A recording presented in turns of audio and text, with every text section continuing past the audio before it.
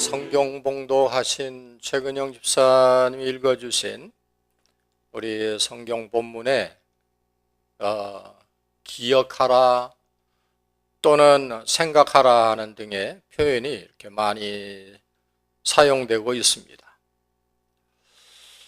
성경에도 이런 표현들이 아주 많이 자주 나오는데 그 중에 하나가 오늘 이 본문이기도 한데요. 우리말 성경에는 생각하라라고 되어 있지만 그 영어 성경에는 번역을 remember, 아이고 제가 얘기해 놓고 봐도 발음이 좋네요. remember. 네, 그렇게 번역이 되고 있습니다.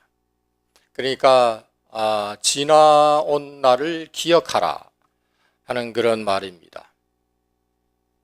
그런데요, 또 다른 성경에 의하면 이사야서 43장 18, 19절에 의하면 이전 일을 기억하지 말라.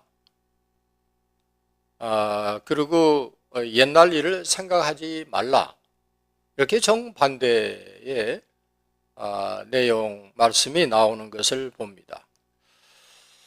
그런데 그 이사야서의 말씀은 과거에 집착하지 말라 하는 말씀입니다. 그 왜 과거에 집착하지 말라라고 했느냐 하면 과거에 집착해 있는 사람들은 앞을 향해서 나가질 못해. 그리고 미래를 꿈꿀 수도 또 희망을 가질 수도 없습니다. 그러면 왜 여기서는 그때 일을 생각하라, 그때 일을 기억하라, 왜 이렇게 했을까?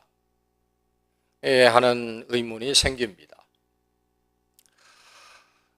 학자이면서 정치가이기도 하고 또 목사님이기도 하신 1993년에서 97년까지 4년 텀으로 우리 주한 미국 대사로 지냈던 주한 미 대사치고는 아주 그 임무를 아주 성실하게 훌륭하게 치러냈던 제임스 레인이라고 하는 분이 임기를 마치고 미국으로 귀국을 하면서 이 아틀란타에 있는 에머리 대학의 교수로 부름을 입었습니다. 원래는 이분이 학자였으니까.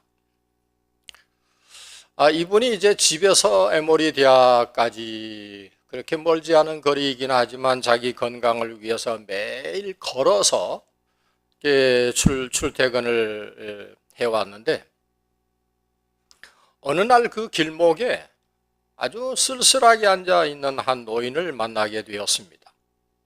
그래 이 레이니 교수는 노인에게 다가가서 다정하게 인사를 나누고 말벗이 되어 줍니다.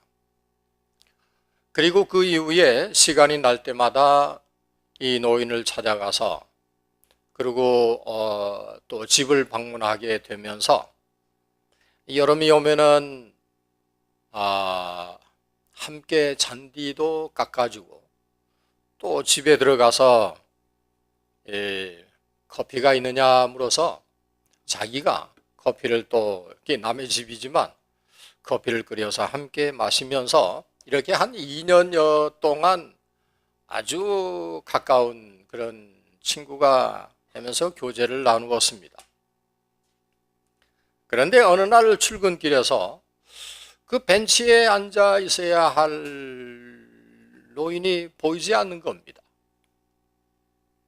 그래서 이 레이니 교수가 그 노인의 집을 급박하게 방문을 했고 보니까 이 노인이 바로 어제 전날 돌아가셨다는 것을 알게 되었습니다.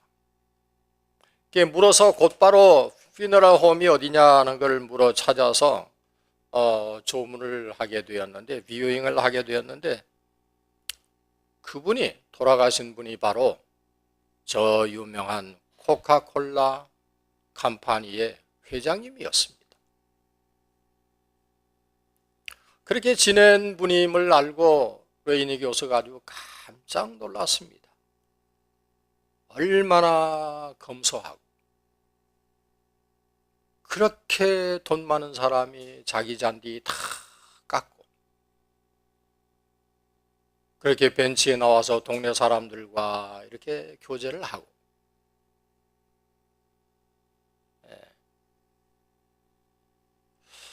그래서 뷰잉을 마치고 이제 나오는데 그때 한 사람이 자기에게 다가와서 회장님께서 남긴 그 유서가 있습니다. 그래서 그 봉투 한 장을 건네받았는데 유서의 내용을 보고 그는 두 번째 깜짝 놀랐습니다. 내용이 이렇습니다. 당신은 2년여 동안 내 집 앞을 지나면서 나의 말벗이 되어준 친구여서 또한 우리 집들의 잔디도 이렇게 함께 깎아주고 커피도 끓여서 자기 집도 아닌데 나를 위해서 커피도 나누어 끓여 마셨던 나의 친구 레인이 그동안 정말 고마워서 당신을 잊을 길이 없습니다. 나는 당신에게 25억 달러와 코카콜라 주식 전체의 5%를 당신에게 유산으로 남깁니다. 그게 유서였습니다. 그 뒷얘기가 많이 있지만 레이니 교수가 이 받은 유산을 자기는 한 푼도 쓰지를 않고 에모리 대학의 발전기금과 그리고 후학도들을 위해서 이 돈 전체를, 여러분 코카콜라의 주식의 5%면 여러분 상상을 못할 돈입니다. 엄청난 돈을 레이니 교수는 한 푼도 손을 대지 않고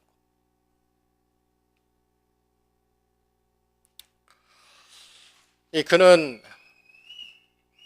그 자신을 위해서 헌신적이었던 이 레이니를 생각하면서 정성껏 감사로 그를 기억하고 생각하면서 이렇게 응답을 했던 것입니다. 지금까지 우리가 살아오면서 정말 잊어야 할 것도 많지만 또 기억해 두어야 할 것도 있습니다. 그 중에는 특별히 반드시 기억해야 할 것도 있습니다. 오늘 말씀에 하나님은 이스라엘에게 무엇을 기억하라고 하셨나? 이게 상당한 관심사입니다. 이스라엘 민족에게 하나님은 무엇을 기억하라고 하셨나? 그래 보니까 먼저 하나님은 이스라엘에게 너희가 애굽에서 종되었던 그리고 그 종살이 하던 것을 기억하라 하셨습니다. 여러분도 아시는 대로 본래 이스라엘에게는 하나님이 주신 땅이 있었습니다. 그리고 자신들의 나라와 그리고 민족이 있었고 또 자기들의 소유가 있었습니다. 그런데 그들이 가진 땅에서 더 이상 살지를 못하고 이주해야만 했습니다. 저에게도 제가 살던 나라가 있고 저에게도 얼마 되지 않지만 땅도 있었고 제가 하던 일도 있었는데 그런데 저도 거기서 못 살고 미국으로 이주를 해왔습니다. 거기에는 얽힌 사연이 있었습니다. 이스라엘이라고 하는 야곱은 이삭의 아들이었습니다. 그에게는 12아들이 있었습니다.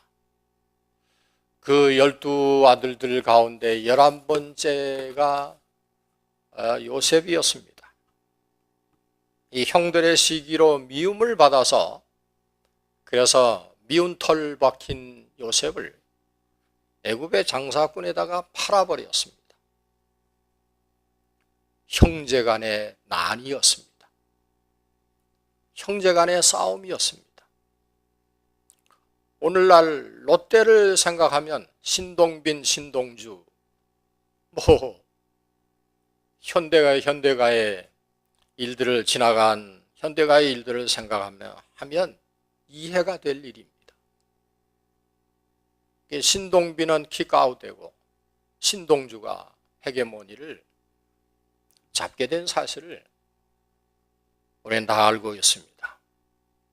이 형제간의 싸움으로 이스라엘은 결국에는 요셉을 따라서 애굽으로 그렇게 들어가긴 들어갔는데 400년 동안 나오질 못하고 애굽의 종살이를 해야만 했습니다. 여러분,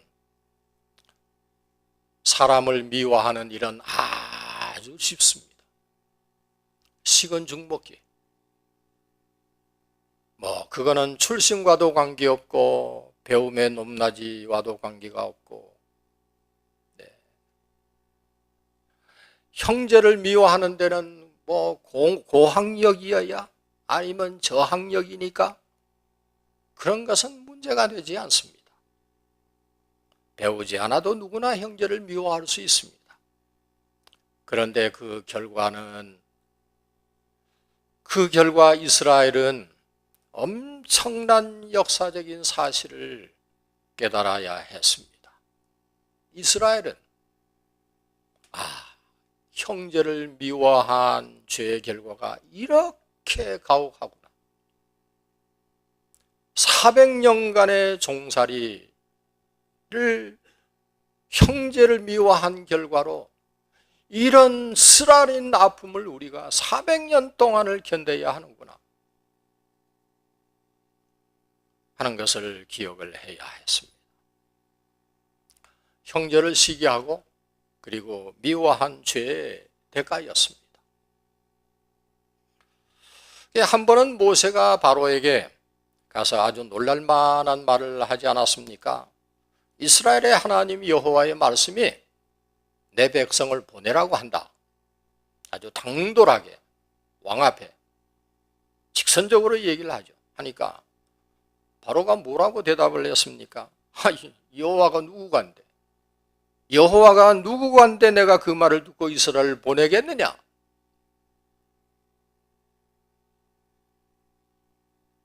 성도 여러분, 우리는 찬송하고 기도하고 예배를 드리지만 말씀을 따라 행동하지는 않습니다.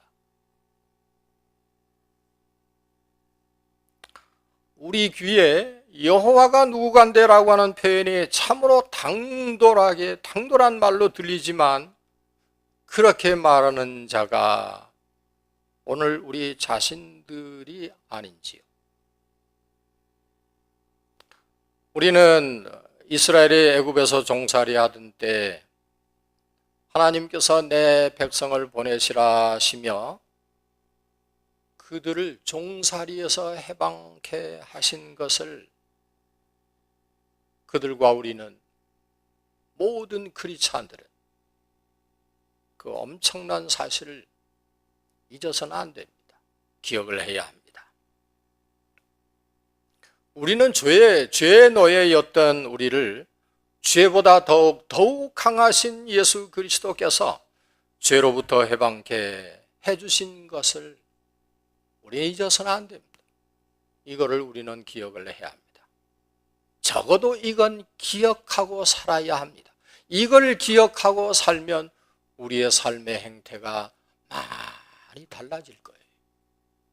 거듭나는 역사가 여기서 일어나게 될 줄로 믿습니다. 두 번째로 우리가 그리스도의 피로 구속받았다 하는 것을 우리는 기억을 해야 합니다. 우리는 귀중한 값을 지불을 하고 자유를 얻게 되었다 하는 이 사실을 우리는 뼛속 깊이 사무쳐 기억해 두어야 합니다. 이스라엘이 애굽에서 나온 것은, 여러분, 이스라엘이 애굽에서 나온 건 쉽게 나온 것이 아닙니다. 이스라엘 전체가 다 복종했습니다. 누구에게? 하나님께. 이건 하나님의 뜻이다. 한 사람도 그곳에 남지 않았습니다. 다 같이 합심하는 그 열심의 자세로 애굽에서 나오게 되었습니다. 어지간하면 비록 종살이였을 망정 400년간 살았다면 거기에는 마련한 삶의 터전이 있게 마련이죠. 네. 4세대가 바뀐 것이니까 웬만한 이스라엘 사람에게는 애굽이 자기 나라가 된 것이나 다름이 없습니다. 아, 나는 여기 남을래. 내가 가진 게 여기 다 있는데, 내 터전이 여기 있고 내 재산이 다 여기 있는데 난 여기 살래. 그럴 수 있는 겁니다. 오래된 영화이긴 합니다만 빠삐용에서 그 유배지에 두 사람이 유배를 갔는데 스티브 맥퀸과 또 한 사람 이름은 제가 기억이 안 나요.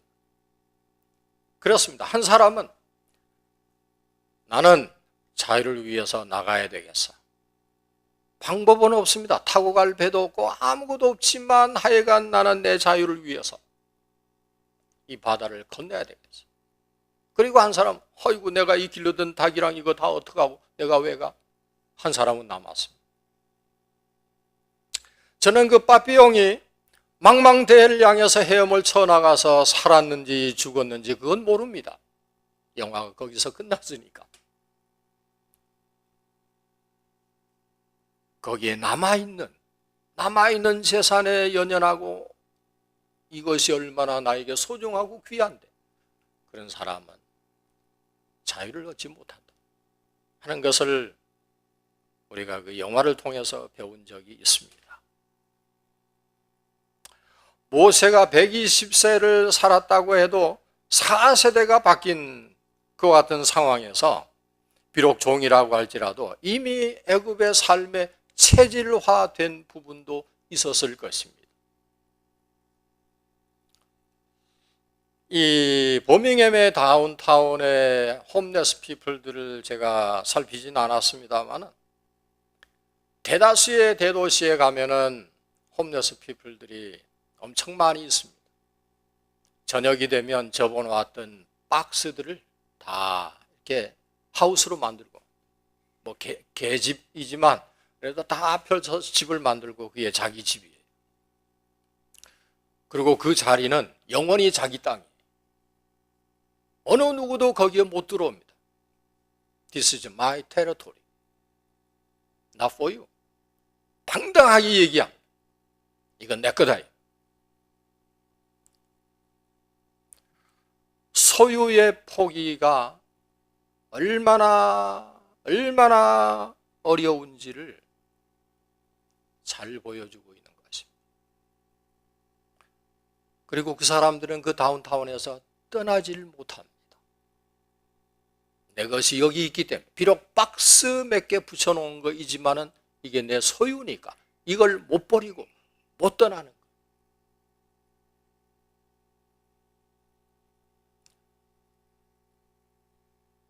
그러면 무엇이 그들을 애굽에서 떠나게 했습니까? 출애굽기 11장 4절에서 10절에서 보면 애굽 왕 그 바로가 하나님의 사절을 통해서 이렇게 주신 말씀을 바로 왕은 끝까지 듣질 않았습니다. 그때 하나님은 바로 왕의 마음을 돌려놓으시느라고 여러 가지 제안을 하고 다 하다가 그리고 또 10가지 재앙을 내리셨습니다. 그래도 안 듣자 마지막에는 어떻게 합니까? 마지막에는 하나님께서 애굽의 모든 장자를 죽이는 그런 엄청난 재앙을 내리십니다.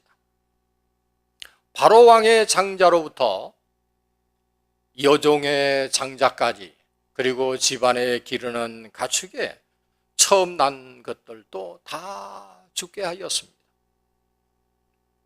그때 하나님께서 이스라엘 백성들에게는 그들의 문인방과 그리고 문설주에 양을 잡아 피를 바르게 하고 하나님의 백성들을 보호하시기 위해서 그 양을 잡아서 피를 바르게 하십니다. 하나님께 그 피가 보이면 저희는 그 집은, 그 가족은 건들지 않고 치지를 않으셨습니다. 피가 발라지지 아니한 집의 모든 장자와 생축에 처음 난 것들은 다 죽었습니다.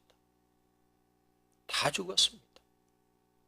물론 바로왕의 장자도, 바로왕의 큰아들도 죽었습니다. 다만 피를 바른 집의 사람들만 구원함을 얻었습니다. 하나님께서는 예수 그리스도 한 분의 피 흘림으로 우리를 죄의 사망에서 살려내신 것입니다. 오래전에 한국에서 있었던 그 잊혀지지 아니한 사건 하나를 아마 기억하실 분들은 다 기억을 하실 것입니다. 강제구.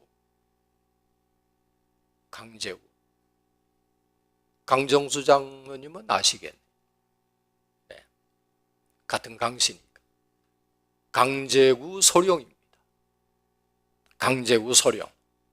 부하가 실수해서 던진 수류탄 하나가 막 터질 찰나였습니다.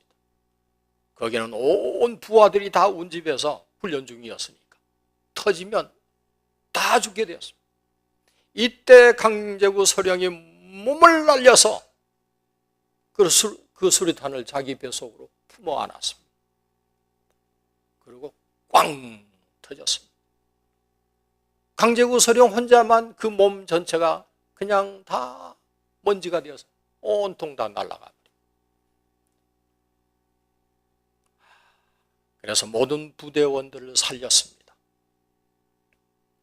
그 사건은 저에게도 두고 기억이 될 사건이었습니다.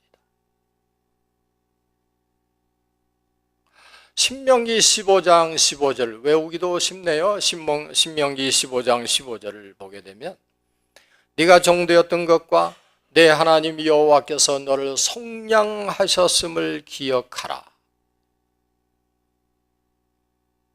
우리는 그리스도의 피로 구속함 받았음을 우리는 기억하고 살아야 합니다. 이걸 기억하면 우리의 삶이나 우리의 언행이 상당히 달라질 것입니다.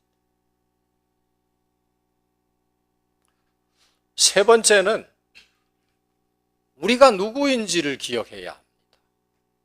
우리가 누구입니까? 12절 말씀입니다.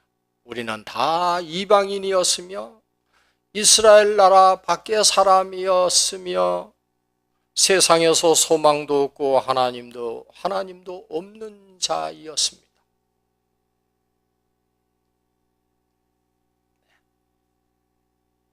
아웃사이드. 우리 이번에 미국 대통령 선거가 인사이드 아웃사이드 대결 아니었습니까? 제도권과 제도권 바깥에 계층이 달랐습니다. 우린 다 이방인이었습니다. 신명기의 말씀대로 하면 15장 15절에 너는 애굽 땅에서 종되었던 것과 내 하나님 여호와께서 너를 속량하여 하셨음을 기억하라. 우리는 우리 자신이 퍽 위대한 사람으로 꼭 그렇게 위대한 사람은 아니라고 하더라도 그래도 괜찮은 사람으로 우리 자신을 그렇게 평가하고 생각하고 있지 않습니까? 그런데요, 성도 여러분, 우리는 우리 몸에 예수의 피의 흔적이 묻혀진 것 외엔 아무것도 자랑할 것이 없는 사람. 우린 지금 하나님의 은혜 안에 있습니다. 저에게는 저의 죄가 사해졌다라고 하는 확신과 나를 책임져 주실 분이 계시다라고 하는 소망은 저에게 있습니다. 아마 여러분도 마찬가지일 줄로 믿습니다. 그런데 여러분, 우린 옛날에 아무런 소망이 없던 그런 자였음을 기억하셔야 합니다. 그 19세기 정확하게 말씀드리면 1880년 여름 우리 미국에서 일어난 일인데, 이 가가호호를 방문하면서 이렇게 초콜릿도 팔고 자질구레한 이런 것들을 갖고 다니면서 물건을 파는 이런 자기 스스로 돈을 벌어서 공부를 하는 아이들, 가난한 그런 고학생이 있었습니다. 하루 종일 이렇게 방문 판매를 하다 보니까 저녁이 되었을 때는 지쳤고 그리고 배가 고팠습니다. 주머니를 이렇게 뒤져보니까 달랑 10센트 다임 하나가 손에 쥐어졌습니다. 그거 가지고는 무엇을 사 먹을 수 있습니까? 아무것도 사 먹을 수 없습니다. 그래서 이 친구가 다음 집에 가면은 좀 먹을 것을 좀 달라고 해봐야지. 그러면서 발걸음을 옮겨갔는데 어느 집 문을 두드렸습니다. 띨롱 몇 번 울렸더니 문이 열리고 아주 예쁜 소녀의 얼굴이 나타났습니다. 이 친구가 그 이쁜 소녀를 보고는 한마디 말도 건넬 수가 없는 거예요. 너무 이뻐서. 그리고 자기의 그런 몰골을 내보이고 싶지 않아서. 그래서 응급결례한다는 말이 물 한 잔만 달라. 목적은 그게 아니었는데 엉뚱하게 얘기한 물 한 잔만 달라. 그러나 그 소녀는 이 사람이 배가 고프다라고 하는 것을 그 사실을 얼른 눈치를 채고 쪼르륵 들어가서 큰 컵에다가 우유 한 잔을 내왔습니다. 그러니까 이 젊은이는 그저 단숨에 그 큰 컵에 담긴 우유를 단숨에 마셨습니다. 그랬더니 금방 생기가 돌고 힘이 생기고 했습니다. 그래서 이 젊은이가 이 예쁜 소녀에게 말합니다. 얼마를 드려야 하느냐? 얼마를 드려야 합니까? 하고 물었더니 소녀가 하는 말이 우리 엄마가 친절을 베풀면서 돈을 받지 말라 그렇게 말했어요. 하고 얘기를 했습니다. 이 젊은이가 이 말에 아주 큰 깨우침을 받았습니다. 그로부터 십수년 후에 이 소녀가 물론 아주머니가 됐겠지만 이 소녀가 중병에 걸렸습니다. 그 도시병원에서는 이 병을 치료할 길이 없습니다. 감당할 수 없어서 그래서 한 전문의를 그 병원에서 요청을 해왔는데 그가 바로 그 소녀에게 우유 한 잔을 얻어 마셨던 하워드 켈리 박사였습니다. 그때 방문 판매를 했던 그 고학생 하워드 켈리는 적어도 산부인과 분야에서는 아주 독보적인 의사로 미국 명문대학 존스 홉킨스 의과대학의 창설 멤버였습니다.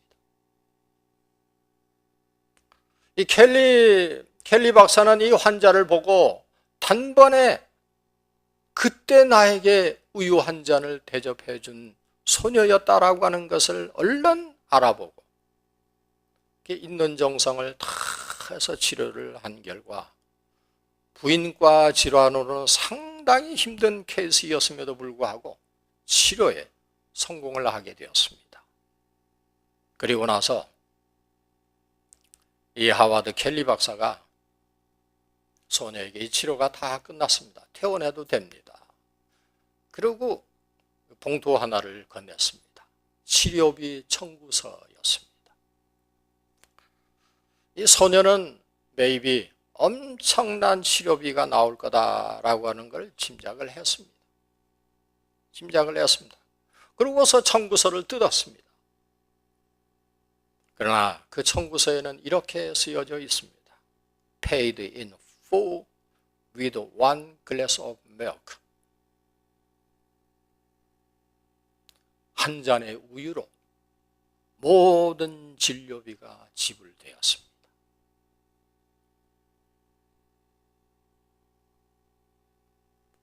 성도 여러분, 예수 그리스도의 피로 우리의 모든 죄값이 다 치루어진 이 사실 하나만은 생각하시고 또 기억하시면서 사시기를 주의 이름으로 축원합니다.